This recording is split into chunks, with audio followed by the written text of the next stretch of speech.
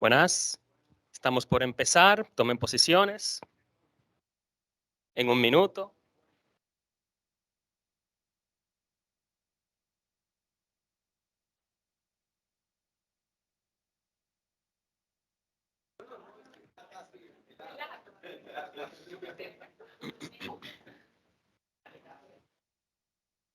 Bien. Muy bien. Chicos, ¿cómo están? ¿Todo bien? ¿Acaban de comer?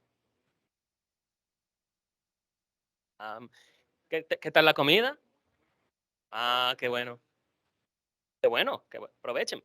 Pero espero que hayan tal vez tomado un cafecito, no estén durmiéndose, porque este tema es un tema muy práctico en el que quiero que estén atentos. Es un tema bien, bien complejo. ¿Por qué? No porque sean matemáticas. Y ustedes dirán, pero ya vimos matemáticas en la mañana. Lo que pasó va afuera era que el horario se nos acortó un poco y yo tenía una disertación después del profesor Sloboa. Ahí entonces la movimos para acá y ahora que estamos más tranquilos, más recogidos, aquí quiero también es volver a explicar de matemática estadística, pero no con muchas fórmulas, no con muchos números, ni con ejercicios. No. A mí me gusta explicar las cosas de una manera sencilla, muy gráfica y que un muchacho que no haya llegado al bachillerato pues puede entenderlo de cierta forma. Pero sí que es un tema complejo con muchos pasos, así que tienen que estar bien atentos. Bien, les diría los que tienen la laptop, no vamos a usar la laptop, ni vamos a tomar links en el celular. Yo sí voy a poner un link acá, pero es porque yo voy a entrar y les voy a demostrar. Bien. Ok, matemáticas y estadísticas. Bien. Esto fue lo que vieron con el profesor de la regresión lineal. Bien. Y yo les voy a explicar del problema de clasificación. Ustedes vieron ahora, hace nada, ¿verdad? El problema de regresión. ¿Qué es ese problema? Es estimar un número con otro número. Lo que yo les voy a explicar ahora es estimar una categoría con un número o muchos números también. Entonces, ¿qué es una categoría? Pues es una clasificación, puede ser en una columna si es hombre o mujer, o si es de una edad u otra, o puede ser si es un cliente, si se me va a ir o no, si se me fue o no. Hay muchos ejemplos de clasificación y hay muchas actividades en las que se utilizan hoy en día la clasificación y digamos que es la principal aplicación del Machine Learning. Entonces yo les voy a enseñar un algoritmo de Machine Learning, les voy a enseñar también el código y el programa con los que lo van a aprender, lo pueden utilizar. Y así, pues ya saliendo de esta clase, pues ya van a tener las herramientas para ustedes adentrarse también en este mundo. Ya saben qué aprender y cómo se ve. Bien, entonces, ¿qué es clasificar? Es estimar la categoría a la que pertenece un registro de datos. Digamos que yo tengo mi tabla y en mi tabla cada dato es una fila. Fila 1, fila 2, fila 3, fila 4. Clasificar es básicamente encontrar una forma, una división entre esos datos que me los lleve a una categoría u otra. También se llama estimación de probabilidad de clase. Yo lo que voy a hacer es ponerle una columna extra acá que me diga esto tiene una probabilidad de ser azul más alta que de ser verde. Y aquí la probabilidad de ser verde es más alta que de ser azul. Entonces tengo una columna, probabilidad de ser azul, esta es alta, esta es alta, esta es alta, las coloco como azul. ¿Cómo genero esa probabilidad? Ahora la vamos a ver. Pero primero vamos a aterrizar esto un poco. La clasificación tiene muchas formas. Está la clasificación de dos categorías y la clasificación multiclase, en la que tengo una, dos, tres, cuatro, cinco categorías y quiero decidir entre una de ellas. Por ejemplo, de dos categorías, ¿qué clasificaciones se utilizan? Primero, predecir qué clientes me van a cancelar un servicio. Eso se llama un modelo de churn. Eso es muy utilizado casi en todas las compañías con enfoque analítico. eh, lo primero que se hace es un modelo que te dice cuáles clientes tienen mayor probabilidad de cancelarte. Este está molesto porque se quejó de una forma, este está molesto porque no le dimos bien el servicio y así por el estilo. Son clientes que probablemente no quiero perder y que sé que están en riesgo, pues déjame accionar, déjame darle una oferta, déjame hacer algo, ofrecerle algo para que el cliente no se me vaya. Ese es un modelo de churn. Luego están los modelos de cross-selling, que es casi lo mismo, lo único que en lugar de sacarte la probabilidad de que te vayas, es la probabilidad de que me compres otro producto. Por ejemplo, no sé si alguno de ustedes ha trabajado en un call center, pero es básicamente vender productos. Y muchos tal vez se hayan molestado de que le llaman para venderles tarjetas o venderles préstamos. Es algo así. Lo único que con este modelo, pues podemos sacar una probabilidad de que tú realmente necesites ese producto. Y así solamente llamamos, y no molestamos al resto de los clientes, solamente llamamos a los que tienen esa alta probabilidad. Otra forma de utilizarlo es detectar si una transacción es genuina o es fraude. Esto se utiliza mucho en bancos, sobre todo para fraude de tarjeta de crédito. Y es uno de los problemas más difíciles. ¿Por qué? Porque el 99.9 de las transacciones de tarjeta de crédito sí son verdaderas y tú tienes que detectar ese 0.1%. Y eso se llama un problema desbalanceado. Y también hay muchas técnicas para trabajar con estos problemas. Ustedes dirán, bueno, pues puedo poner una regla. Si la transacción es en China y mi cliente es de aquí de Dominicana y no me ha dicho que va a viajar, pues es fraude definitivamente. Tal vez no, tal vez hizo una compra por internet. Tal vez no es en China, pero es en Puerto Rico. Habrá viajado, habrá no. Entonces hay un conjunto de reglas que tú puedes poner manualmente o puedes dejar que la máquina la encuentre. ¿Qué es lo que vamos a ver hoy? La máquina te puede decir, si ya tienes una lista de transacciones que has clasificado, cuáles son las reglas que mejor te clasifican los fraudes de los que no son fraude. También se utilizan para las pruebas médicas, para determinar si tienes una enfermedad o no. Eso se utiliza muchísimo en pruebas para el COVID y así por el estilo. Seguridad, por ejemplo, reconocer si una voz o una huella digital es efectivamente la de una persona. Eso también es un problema de clasificación. ¿Por qué? Porque los sensores no son perfectos. Además, tampoco es perfecta la posición en que tú pones el dedo siempre. Tienes que tener un modelo que te dé una probabilidad de que esa huella sea realmente la que tú tienes guardada. También se utiliza mucho clasificación múltiple. Y digamos que es más común que la binaria. Lo único que la múltiple es más compleja de modelar. ¿Qué se puede hacer con clasificación múltiple? Clasificar qué hay en una imagen, se llama image tagging. Aquí la inteligencia artificial ha detectado un perro, una bicicleta y un camión atrás. Escoger qué publicaciones mostrarle primero en una red social, tanto YouTube como Facebook como Twitter, tienen para cada uno de ustedes un modelo que le dice qué mostrarte cuando tú entras en la aplicación. Y lo corren y generan una lista de 100, 500 posts. Y ahí entonces es lo que tienen en su timeline cada momento del día para ver, eh, para entretenerse básicamente. Entonces se utiliza un modelo que te predice cuál es la probabilidad de que a esta persona le guste esto o interactúe con esto. O se quede cierta cantidad de tiempo viéndolo, en caso de YouTube, por ejemplo. También escoger qué producto un cliente tiene alta probabilidad de comprar. Es una clasificación parecida a la de cross-selling que vimos anterior. Si quiero venderte una tarjeta, pues tengo una probabilidad para tarjeta, pero en el multiclase también tengo una probabilidad para una cuenta de banco, un préstamo, un crédito y así por el estilo. Y entender también qué variables nos diferencian una categoría de otra. No todos los modelos se utilizan para predecir algo o para aplicarlo directamente en el futuro. Tal vez solamente quiero entender qué diferencia una cosa de otra. Pues puedo entrenar un modelo y ese modelo me va a decir qué variables son las que mejor diferencian una cosa de otra. Uh, exacto, spoilers. Entonces vamos a poner un ejemplo. Vamos a poner un modelo de dos variables. Aquí tengo mi variable X y aquí tengo mi variable Y. En este color, el naranja, pues son los datos que pertenecen a este tipo de flor. Este es el ancho del pétalo, la X, y la Y es el largo del pétalo.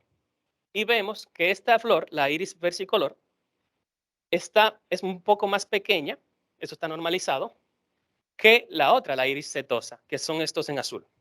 Si yo quisiera entrenar un modelo, si yo quisiera separar uno del otro, solamente teniendo las medidas del pétalo y del ancho y del largo, pues yo pudiera probablemente trazar una línea aquí y digo lo que esté de este lado de la línea es de esta flor y lo que esté de este otro lado es de esta otra flor.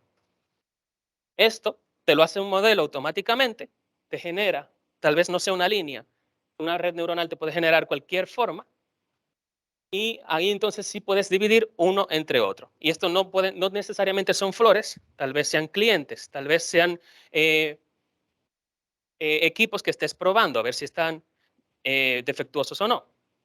Pueden ser un conjunto de cosas. Y también no tiene que ser una línea. Como dije, una red neuronal o una inteligencia artificial te puede distinguir entre problemas mucho más difíciles que con una línea pues no podrías normalmente hacerlo. ¿Cómo medimos qué tan buena es una clasificación? ¿Qué tan separada, qué tan bien separada lo hace el modelo? Pues hay muchas métricas para medirlo, pero, y les prometo que esta es la única fórmula que voy a poner en esta presentación, la más utilizada es el accuracy, en español precisión, que es el porcentaje de riesgo de registros o filas clasificados correctamente. Si el modelo me da un 50% de accuracy, es que solamente 50% de lo que encontró es correcto, de lo que la clasificó está correcto. En ese caso, pues puede que esté tirando una moneda y decidiendo una cosa u otra. Un modelo con 50% es como aleatorio, no es nada bueno. Pero un modelo cerca del 100% es un mago. Eso es, si tu modelo está en 99.9, algo hiciste mal porque eso no es así, nunca sale así. Bien. Otra forma de entender esto de la accuracy es con lo que llamamos matriz de confusión. Y con esta matriz no solo entiendes el accuracy, esta matriz te va a servir para entender todas las otras métricas, hay muchas más métricas para medir esto. Vamos a primero ver el accuracy. En esta matriz de confusión, los valores reales, yo los quiero clasificar si es 1 o 0. Estos son unos o ceros. Puede ser el cliente se me fue o el cliente se me quedó. Acá son los valores que me predijo el modelo. Acá, si el cliente se me fue, pero el modelo me dijo que no se me iba a ir, esto se llama un falso negativo. Si el modelo se me fue, si el cliente no se me fue, pero el modelo me dijo también que no se me fue, pues estuvo en lo correcto, esto se llama verdadero negativo. Y así por el estilo, tú haces este cuadro. Lo que está en verde es lo que el modelo acertó, lo que está en rojo es lo que falló.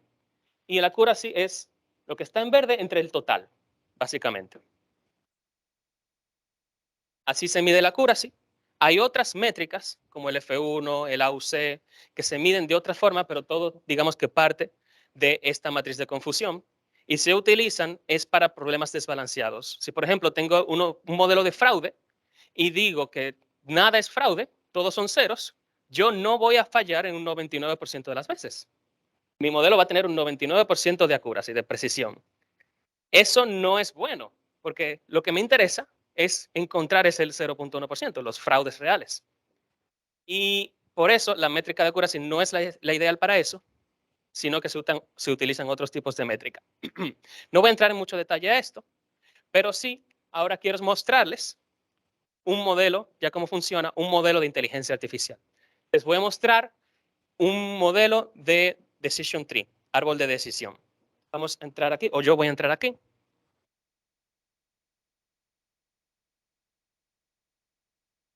Realmente, vamos a ver esto. Segundo. Ahí. No hay un mejor material para explicar esto gráficamente que esta presentación que han hecho en R2D3. No es mía, se los voy a enseñar, explicando cómo funciona un árbol de decisión. Y lo que han hecho acá es tratar de hacer un modelo que distinga entre casas de San Francisco o apartamentos de San Francisco y apartamentos de New York. Entonces, ¿qué es lo primero que hacen? Ellos tienen un set de datos, tienen su tabla, y en esa tabla cada registro es una casa. Tienen una columna que te dice si es de Nueva York o si es de San Francisco. Y lo primero que ven es una variable sola. Esta variable es la altura. Acá en verde están las casas de San Francisco Y acá en azul están las casas de New York. Lo que vemos acá es que las casas de New York están a una menor altura, porque geológicamente New York está más cerca de la costa, está a una menor altura. Y pudiéramos utilizar esta variable para separar nuestros datos. Digamos que si tu casa está a más de 75 metros de altura, pues casi seguro pues está en San Francisco. No puede estar acá. Vamos acá una vez.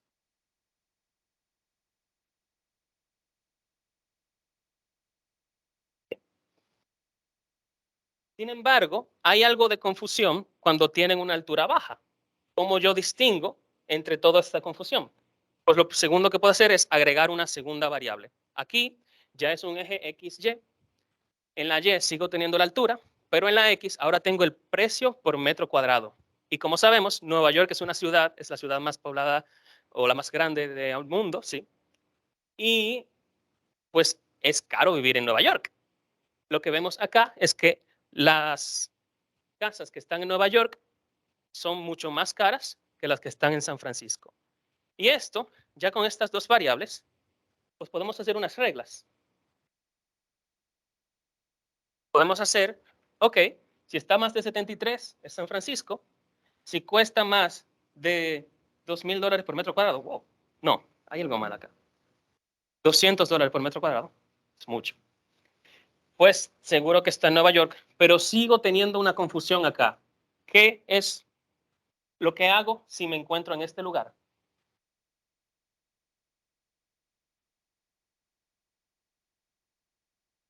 Bueno, ahora lo veremos, pero acá tenemos un set de datos con 7 variables. O sea, hemos visto 2 y podemos representar gráficamente 2, pero realmente hay muchas otras variables que podemos ver. Tenemos elevación, el año de construcción, los baños, las habitaciones, el precio. Sé que está algo pequeño, pero se los digo. Y el metro cuadrado. Y acá hay una gráfica de dispersión distinta para cada pareja. Y para cada gráfica, pues puedo sacar unos cortes que me distingan mejor uno del otro. Pero si sigo haciendo cortes manualmente, pues me voy a volver loco. Porque va a haber muchos cortes que ver, muchas gráficas que ver. Y ahí es que entra la máquina, entra la inteligencia artificial. Entra el machine learning. Entonces, ¿cómo encuentro el mejor o los mejores cortes? ¿Cómo lo hace el algoritmo? Pues empieza, digamos que volvemos a tener una sola variable, solo la altura. Vamos a ver ahí qué tenemos. Pues si graficamos esto en un histograma, acá arriba, en azul están las de New York, en verde están las de San Francisco. Si vemos en un histograma, pues las de New York están mucho más concentradas hacia acá. Aquí hay una 73 y sabemos que o hemos cortado en 73. De 74 para allá, pues son de New York, son de San Francisco. Y de aquí para acá, digamos que son de New York. La mayoría, pues son de New York. Pero aún así, yo tengo un 63% de acierto solamente. ¿Cómo puedo mejorar eso? Bueno, acá solamente hay una casa. Tal vez, si muevo ese corte, pues puedo tener un mejor accuracy, una mejor precisión. Si lo muevo a cero, digamos que el corte es todo el mundo es San Francisco, pues tengo un 56% de acierto. Es peor, pero no tanto peor. Uno esperaría que sería mucho peor. Hay un punto en el medio, y esto es demostrable, un punto óptimo en el medio que me da la mejor precisión. Este es 82, en este caso, si yo corto en 28 metros de altura, pues tengo un 82% de acierto. Y ese punto es encontrado de ciertas maneras, hay maneras matemáticas de encontrar un óptimo, es diferenciable y en 2 o 3 pasos el algoritmo, 2 o 3 pruebas, el algoritmo encuentra cuál es ese punto óptimo. Pero si quiero agregar otras variables, digamos que ya yo tengo ese 82% en ese punto óptimo, acá tengo otro resto de variables. Y lo que vimos antes era que aquí, para este conjunto que yo he clasificado como Nueva York, puedo seguir haciendo cortes y encontrar una variable que me dé el mejor corte. Luego también para el otro punto, el derecho, pues también puedo encontrar otra variable que me dé el mejor punto. En este caso, en el caso de San Francisco, el precio es la segunda mejor variable. Y acá en el caso de lo que había clasificado de New York, también el precio por metro cuadrado es la mejor variable.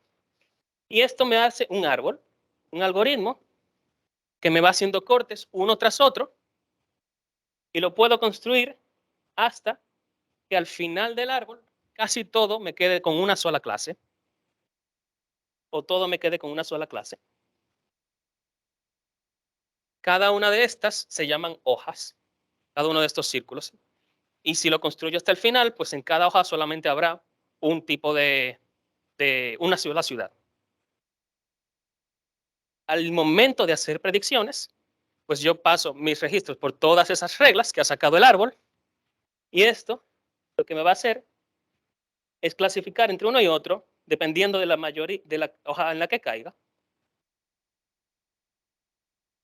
Aquí, si yo dejo que el árbol crezca hasta la última hoja, tengo una precisión en entrenamiento de 100%. Ya el árbol encontró todas las reglas, toda la forma de diferenciar uno del otro. Pero eso es en entrenamiento. Cuando uno entrena un modelo, uno no usa toda la data para entrenar. ¿Por qué? Porque si el modelo usa toda la data y yo en algún momento le quiero enseñar data nueva, no sé qué también va a hacerlo. O sea, puede que se haya aprendido de memoria toda la data, se haya embotellado, como dicen los profesores, pero al momento de coger un examen con nuevas preguntas, no sepa por qué y empiece a hacer errores. Entonces, yo mantengo un pequeño pedazo de la data como prueba. Divido mi data, usualmente es 80% entrenamiento o 70% entrenamiento, y el otro es prueba. Al hacer esa prueba, que yo me encuentro, no es 100% la precisión del árbol, ahora es 89%. O sea, sí se ha equivocado en uno u otro, en una u otra parte. ¿Y por qué es eso? Porque si yo dejo que el árbol crezca hasta la última hoja, pues puedo tener una o dos muestras en esa última hoja, una o dos apartamentos. Y eso no es representativo estadísticamente. O sea, yo estoy tomando un conjunto de decisiones en base a una o dos de todos mis datos. Por eso, esto se llama sobreajuste. Eso es que tu modelo pues, se ha adaptado tanto a tus datos de entrenamiento que cuando entras datos nuevos empieza a hacer errores. Y en resumen, esto no se hace de esta manera, usualmente se cortan, se van cortando, se va podando el árbol, así se llama, cortando hojas hasta que tu precisión en prueba, pues sí sea mucho mejor. Bien, ¿hasta ahí alguna pregunta? ¿Sí?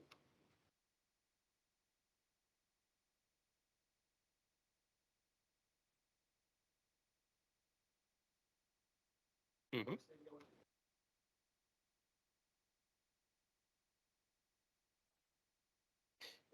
No diría un nuevo tipo de datos, sino nuevos registros. Sí.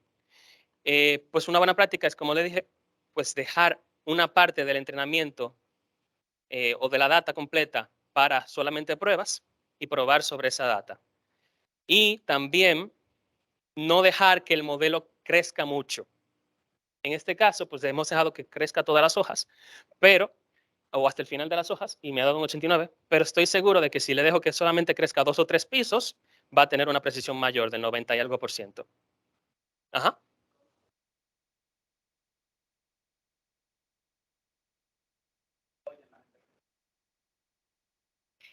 ¿Cómo usted determina que esos sean los niveles correctos para que el árbol Corte. exactamente, lo corte al 100? Ujú. Usualmente uno hace pruebas con hasta 2 niveles, 3 niveles, 4 niveles, y se queda en un momento en el que las pruebas le hayan salido bien. Pero sabemos también que la cantidad de datos afecta. Si tú tienes muy pocos datos, pues ya en 3 y 4 puede que te empiece a hacer overfit o sobreajuste.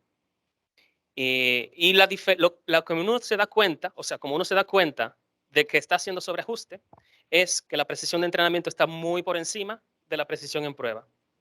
Si te pasa eso, pues empiezas a hacer el modelo menos complejo, hasta que esto suba más o menos igual a lo que tenía en entrenamiento. Bien. Otra pregunta, Armando.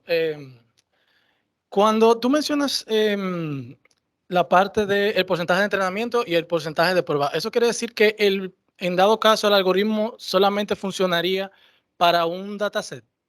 No. El algoritmo, después de que tú lo entrenas con esos datos, se queda fijo. Ese es el árbol, esas son las reglas. Y luego cuando tú le das nueva data, él para cada uno de esos datos empieza a aplicar esas reglas. Ok, la altura es mayor a tanto, me voy por acá.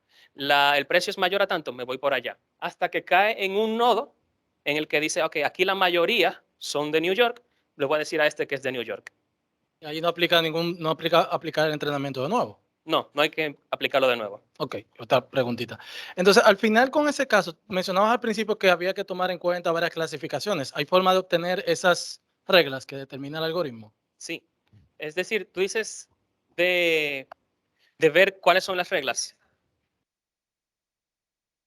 Sí, sí. Y justo eso les voy a enseñar ahora en un ejemplo con código. Bien. Cuando ya yo tengo el modelo entrenado con lo que quiero, yo puedo cambiar los parámetros al final de ese entrenamiento, cuando yo tomé parte de la data del modelo inicial, se puede. Porque Dices, como ya él aprendió un lenguaje lógico de esa parte inicial, yo puedo hacer cambios luego de que ya inició. si dices de cambiar los cortes, Ajá, depende. ok. Hay algunas librerías que sí, me imagino, pero usualmente no es usual, realmente. Si quieres, pues puedes ver las reglas que has sacado e implementarlas tú como una decisión. En programación, un if tal cosa, then tal cosa.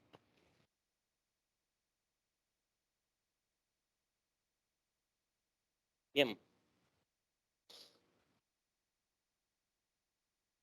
Muy bien. ¿Y cómo se ve esto en la vida real? Al día a día, ¿cómo lo trabajamos? Yo soy data scientist, yo me dedico todos los días a hacer modelos, probarlos, y estamos a la orden. Y aquí les he preparado un notebook en R. Esto es un lenguaje de programación llamado R y lo estamos viendo dentro de un programa llamado RStudio que me deja hacer notebooks. Notebooks son como documentos en los que puedo combinar texto y código, y texto y código. Y así, pues puedo ir corriendo paso a paso el código y les voy explicando qué va haciendo cada parte. Entonces, lo que vamos a hacer es un ejemplo de clasificación en el que vamos a hacer un modelo que te diga quién sobrevivió en el Titanic y quién no.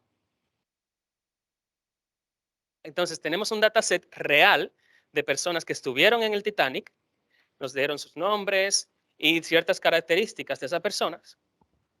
Y vamos a leerlo acá. En R, para leerlo, como está en un Excel, yo cargo la librería read Excel para tener mi función read Excel. Cojo mi Excel, cojo las variables de ese Excel que me interesan y luego filtro los casos que estén completos. Hay celdas en ese Excel que están vacías y el modelo entonces no sabe qué hacer con ellos. Muchos modelos lo que hacen es que pueden distinguir y hacerlo como un corte si está vacío por un lado, si no por el otro, pero eso muchas veces lo tienes que hacer manualmente o tampoco es muy confiable porque no sabes realmente qué hay en esa celda. Entonces lo que he hecho es quitarlo, no son muchos. ¿Y qué tenemos? Vamos a correr esta parte.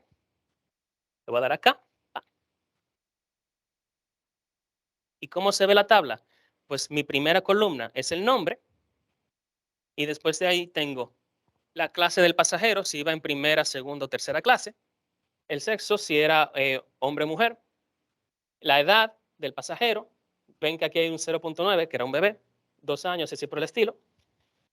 Acá, y esto el nombre no le hace mucha justicia, esta es la cantidad de hermanos, no, de esposas y esposos que tenías como acompañante.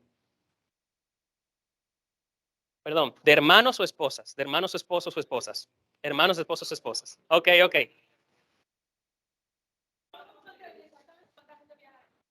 No necesariamente, porque pueden ser o tus padres o tus hijos. Y a eso, exacto. Sí, exacto. Tienen un hermano. Y acá sí que son los padres o hijos que tienes acompañándote. Exacto. ¿Ah? Sí, esta. La que tiene este 2. Sí. Esta tiene 2. Puede haber andado con un esposo y el hermano o el hermano. El hermano. Lo arreglaste. Sí. El fare es el costo que le costó el ticket. Sabemos que primera, segunda y tercera clase eran diferentes. También pueden haberlo comprado por agencias, que les sale un poco más caro.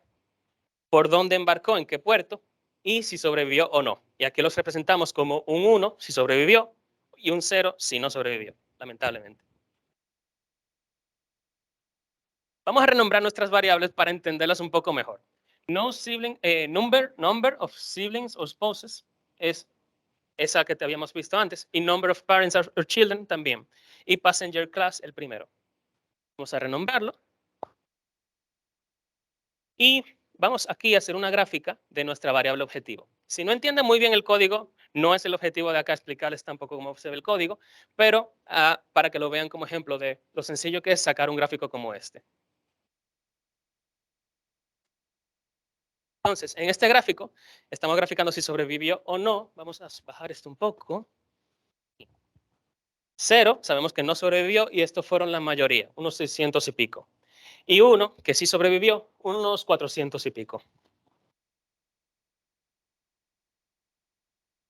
Vamos a dividir nuestros datos en entrenamiento y en prueba, como les había dicho, que es importante para saber exactamente cómo el modelo va a reaccionar a datas nuevas, cómo va a ajustarse a data nueva.